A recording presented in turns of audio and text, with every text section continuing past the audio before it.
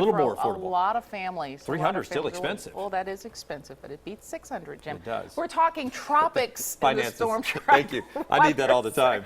Well, Tropics. tell 'em. Yeah, tropics are hot right now. Yeah, it is. Yeah. There they are. About that time, I mean, the second week of September, that's the peak, or that's the middle of the season when things are most active. And we're talking about what is soon to become Hermine, but not necessarily a named storm yet. How about that name? They have to have a little bit of a Hermine. Spanish tone to them. Did you know that? I did not know that. Yeah, because of the Caribbean. There you go. Here's a quick look at what's going on. Smarter. Yeah, here's a look at the current temperature range right now across central Alabama. We've got numbers like 94 in Birmingham, 91 in Anniston, Tuscaloosa right now. You're at 94 degrees. It's just hot. It is still summertime, and it's going to feel that way, especially through the remainder of tonight. We'll see lower 90s at 6 o'clock, and then by 7 we'll have a number of around 89 to 90 degrees. And then once the sun sets, we will see temperatures begin to drop a little more. The atmosphere is just a bit drier, not a whole lot, but at least enough to help keep the edge off of the humidity levels and allowing how much water we can hold in the atmosphere at this point. Feels like 92 in Coleman, 97 in Birmingham, and if you're watching, you just saw that Alex City reporting now at 112. These are the feels like temperatures or the heat index. Feels like 98 in Tuscaloosa. Hamilton, you're at 97 along with Gadsden.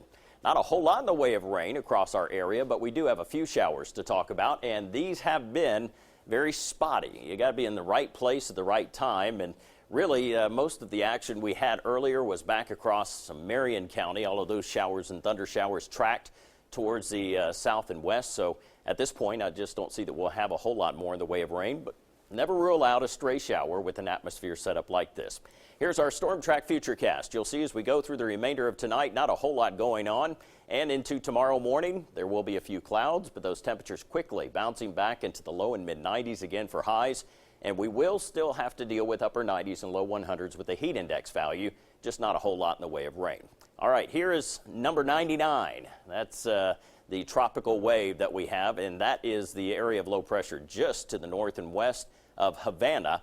Now, the National Hurricane Center is looking at the forecast model data, and that's something that we've been doing here as well. We're certainly watching the progression of this. And while it has had a lot of land to go over, it's tough for this to organize. It's about to get out over the Gulf of Mexico, where there's plenty of warm water, and that's what these storms need to fuel. But then watch this track. It turns and heads into the Big Bend of Florida and eventually moves across Tallahassee, and that will affect the coastal regions of South Carolina, Georgia, back into Jacksonville. At this juncture, if this trend holds true, which it's looking more and more like it will, this will take it away from Alabama.